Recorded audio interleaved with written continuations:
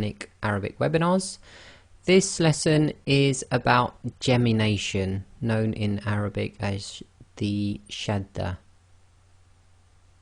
Objectives.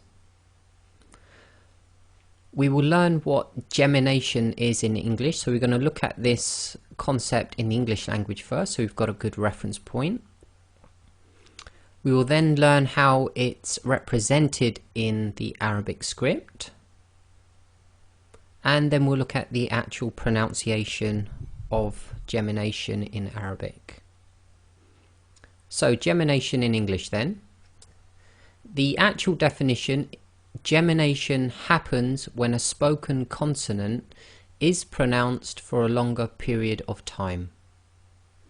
In English, this only normally happens across words. So just to explain that, we'll do three simple examples.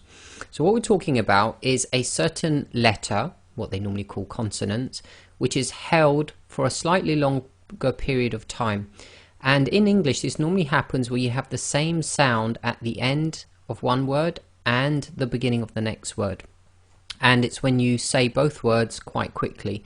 So the first one here, if we say calm man, the calm man, the two M's sort of merge together and you end up holding the two M's for a little bit longer and effectively not taking a pause between the two letters.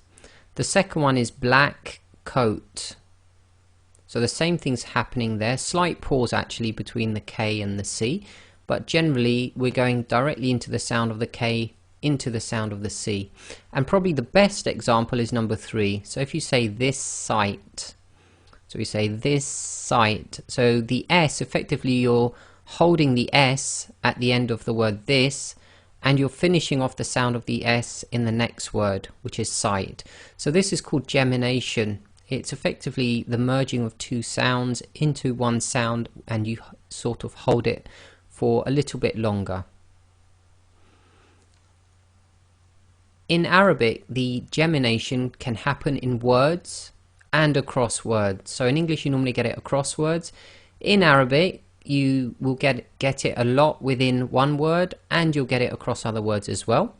And then although when done across words it is usually known as assimilation or idgham. So that's a note really for further on. When we get to the Tajweed stage, there's going to be lessons on this term called idgham, which is assimilations. However, when you do the assimilations, the shaddah is usually employed. In Arabic, the shaddah symbol is used to indicate gemination. And here we have two letters, the noon and the meme. Both of them, just above them, you see the little sort of W, and that in Arabic is known as the shaddah. And the shaddah in Arabic is indicating that gemination is going to be taking place. Now we're going to look at the letters with shaddah and how they work with short vowels. First thing to note, any letter which has the shaddah symbol on it will be known as mushaddad. So here we have a noon with shaddah, so you can actually call this the noon mushaddad. So by saying that, we know that the noon is carrying a shaddah. Letters with the shaddah will carry the fatha, kasra or dhamma.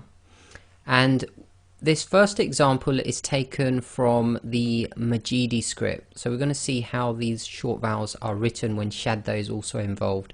How you pronounce these will be done later. So we've got the noon with shaddah, and above the shaddah is the fatha. The second example, we have the noon with shaddah, and underneath the letter is a kasra. And the last one is a noon with shaddah with a dhamma. So in the Majidi script, the fatha is written above the letter and above the shaddah. The kasra is written below the letter and the shaddah is on top of the letter. So completely the kasra is completely underneath the letter. And the third one, the dhamma, is sitting again above the shaddah itself. Now let's compare that to the Uthmani script. So in the Uthmani script, the noon shaddah fatha is exactly the same. The noon shaddah dhamma is exactly the same. However, we have a difference in the way the kasra version is written. So we have noon with a shaddah and a kasra under the shaddah. So this is slightly tricky. Some people get confused on this. The kasra is written above the letter, but because it's actually under the shaddah, we know it's actually representing a kasra. So in both the top and bottom, i.e. the Majidi and the Uthmani script, the kasra, as long as it's underneath the shaddah, it will be a kasra, regardless of whether it's actually below the letter or above the letter. So you look at its position in regards to the shaddah, not the actual letter.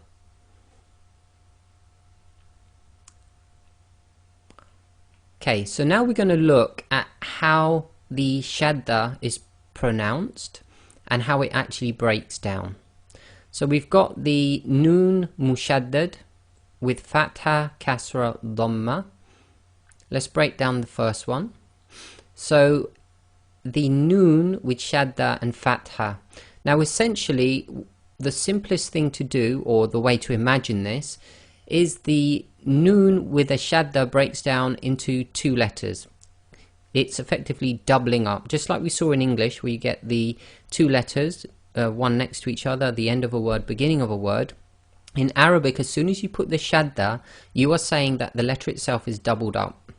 Now when you double it up, you just break it down into one of the letters, i.e. in this case if it's noon, you write one noon with a sukoon. And again here we've drawn the sukoon as the computer font, round circle. So we have one noon with sukoon, so a noon sakin, plus you do another noon with whatever the short vowel is on the original shadda. So in our case it's fatha. Another example, the second one, the noon mushaddad with kasra. Same thing again, break it down into two noons. First noon is always sakin, second noon carries the short vowel of whatever is on the shadda. So in this case it's the kasra. And the last example, same thing again, write two noons. First one will always be sakin, second one always carries the short vowel that is on the shadda itself. Okay, so that's an example, and this would work the same with any letter, i.e. if you have meme, it breaks down into two memes. If you have two dals, it'll break down in, sorry, if you have a dal with shadda, it'll break down into two dals.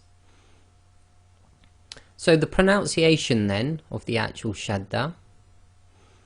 So we're going to start with some small examples. The first one here then, we have the hamza sitting underneath an alif with kasra, and then we have the